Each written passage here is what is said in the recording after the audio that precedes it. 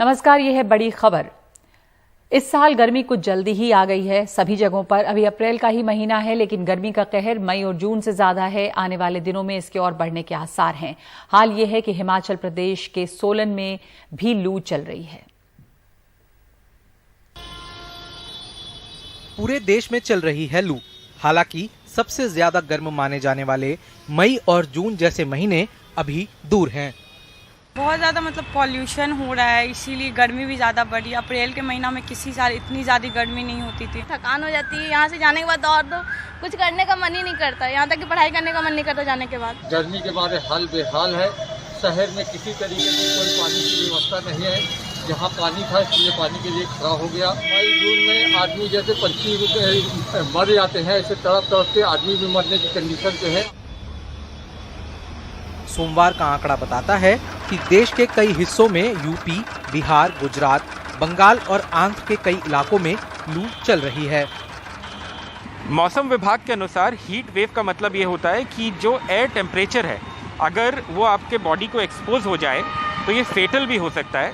लेकिन actual terms में इसका मतलब होता है कि किसी भी दिन अगर टेम्परेचर जो सामान्य है उससे 4 या उससे ज़्यादा डिग्रीज ऊपर है तो उसको हीट वेव कहते हैं। मौसम विभाग का कहना है कि हफ्ते के अंत तक और बुरा हाल होगा। 10 राज्यों में 16 जगह पर लू के हालात हैं। हिमाचल प्रदेश के सोलान में तो बहुत तीखी लू है। यूपी के लखनऊ में अभी लू तो नहीं है, लेकिन घुटन भरी गर्मी बदतर हुई जा रही है। सोमवार को तापमान 42 डिग्री रहा, सामान्य से 2.5 डिग्री ऊपर। जिन लोगों को बाहर काम करना है उनके लिए बहुत सख्त समय है, जैसे पार्क के सुपरवाइजर राधेश्याम बिंद के लिए। धूप गर्मी ज़्यादा है, इसलिए जो है उससे बचने के लिए टोपी, गमछा, चश्मे का प्रयोग कर रहे हैं। कि ड्यूटी है तो करना ही पड़ेगा। जो गर्मी जून जुलाई में पड़ती थी वो गर्मी अप्रैल में ही पड़ रही है। तापमान बहुत ज़्यादा है। ये एक और बड़ी चिंता है, भारत में मार्च से ही लू चल पड़ी है। जानकारों के मुताबिक पहले कभी ऐसा नहीं हुआ था। लखनऊ से आलोक पांडे की रिपोर्ट, एनडीटीवी इंडिया के लिए। और बिहार में जेडीयू और बीजेपी के बीच में तनातनी बढ़ती जा रही है। ताजा मामला है समान नागरिक संहिता का और सिलेबस में बदलाव का। बीजेपी के सुर इस मुद्दे पे अलग हैं, जेडीयू अलग राग अलाप रही है। कल ही भोपाल में अमित शाह ने ऐलान किया है कि धारा 370 तो हमने खत्म कर दिया। राम जन्मभूमि पर मंदिर का काम चालू हो गया। अब एक काम बचा कॉमन सिविल कोड का। कल अमित शाह ने ऐलान किया है कि देश के अंदर जहां जहां बीजेपी की सरकारें हैं वो अपने अपने राज्य में कॉमन सिविल कोड, समान नागरिक संहिता को भी और लागू करने का काम करेगी। वीर कुंवर सिंह जयंती पर जगदीशपुर में सुशील मोदी के इस ऐलान को खारिज करने में जेडीयू ने जरा भी समय नहीं लिया। बिहार में कॉमन सिविल कोड लागू नहीं होगा सर। नहीं, क्यों लागू होगा, सवाल ही नहीं उठता है। क्योंकि बिहार के लोग मिलजुल कर रह रहे हैं हर तरह से। कहां से यह प्रश्न उठता है। अभी ये विवाद थमा भी नहीं था कि नीतीश के नजदीकी शिक्षा मंत्री विजय कुमार चौधरी ने सीबीएसई द्वारा पाठ्यक्रम में किए बदलाव पर अपना विरोध सार्वजनिक कर दिया। इनको अलग नहीं करना चाहिए और सारे लोगों को जानना चाहिए। और इतिहास तो पढ़ा ही जाता है, इतिहास तो समझा ही जाता है सीख लेने के लिए। वहीं विपक्ष राष्ट्रीय जनता दल ने इन दोनों मामलों में जनता दल यूनाइटेड के विरोध का कुछ इस अंदाज में समर्थन किया। ये आरएसएस के एजेंडे पे देश चल रहा है, देश नागपुर से चल रहा है। ये तो हम लोग पहले से बोलते रहे, देश जो है वो नागपुर से चल रहा है। और जाहिर सी बात है वो पूरे मुल्क में आरएसएस जो एजेंडा जो है अपना संविधान की जगह पर वो अपना एजेंडा लागू करना चाहता है। कुछ मुद्दों पर मतांतर के बावजूद फिलहाल बिहार में नीतीश कुमार सरकार को इसलिए कोई खतरा नहीं है, क्योंकि जिन मुद्दों पर भाजपा का विरोध है, जैसे जातिगत जनगणना, जहां पर नीतीश कुमार को बिहार के कमोबेश हर राजनीतिक दल का समर्थन प्राप्त है, वहां पर उन्होंने अपना अगला कदम किसी न किसी बहाने अभी तक टाला हुआ है।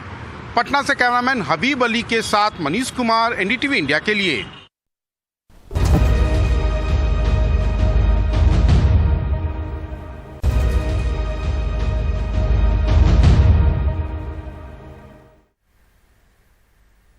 कर्नाटक पिछले दिनों कई वजहों से चर्चा में रहा। हलाल, हिजाब, अजान और इसके बाद अब बाइबल।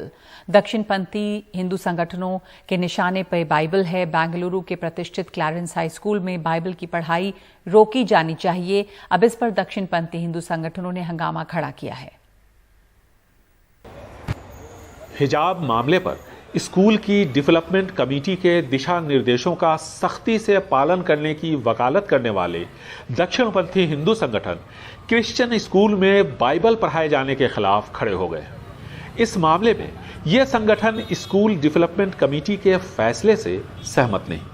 भारत का स्कूल या भारत का कोई भी एजुकेशन सिस्टम वो संविधान के आधार पर चलना चाहिए और भारत के एजुकेशन एक्ट के अनुसार चलना चाहिए।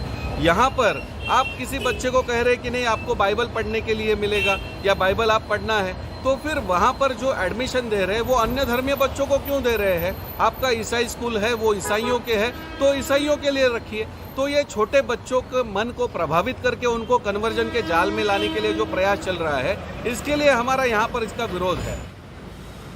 1914 में बना क्लैरेंस हाई स्कूल बेंगलुरु के प्रतिष्ठित स्कूलों में से है। दाखिले के आवेदन पत्र पर साफ लिखा है कि यहाँ बाइबल पढ़ाई जाती है और जो अभिभावक या छात्र इससे सहमत हैं वो ही यहाँ दाखिला लें। We are aware that some people in society कुछ लोगों को हमारे स्कूल की एक पॉलिसी पर एतराज है। हम अपने वकीलों से सलाह मशवरा कर रहे हैं। हम देश के कानून से प्यार करते हैं और इसके दायरे में बंधे हैं। हम ऐसा कुछ नहीं करेंगे जो कानून का उल्लंघन हो। We will follow their advice in keeping with the law of the land. School में बाइबल पर रोक से पहले इसी हिंदू जन जागृति समिति ने हलाल मीट के बहिष्कार की मांग की थी। बजरंग दल और विश्व हिंदू परिषद ने मंदिर परिसरों और धार्मिक मेलों से गैर हिंदुओं की दुकानें हटाने की मुहिम छेड़ी। प्रमोद मुतालिक की श्री राम सेने ने हनुमान मंदिर के बाहर एक मुस्लिम तरबूज कारोबारी की दुकान तोड़ दी। अजान को लेकर भी ये संगठन सड़कों पर आ चुके हैं। लव जिहाद के नाम पर दक्षिण कन्नड़ा जिले में हिंसा आम बात है। अगले साल कर्नाटक में विधानसभा के चुनाव हैं। बेरोजगारी और महंगाई के बीच मुद्दे तलाशती बीजेपी पर सांप्रदायिक ध्रुवीकरण का आरोप लग रहा है। येडियुरप्पा के उत्तराधिकारी मुख्यमंत्री बसवराज बोम्मई की पकड़ आरएसएस और पार्टी पर वैसी नहीं है जैसी येडियुरप्पा की हुआ करती थी। ऐसे में नेताओं के साथ साथ छोटे बड़े संगठनों में भी मौके का फायदा उठाने की होड़ लगी है।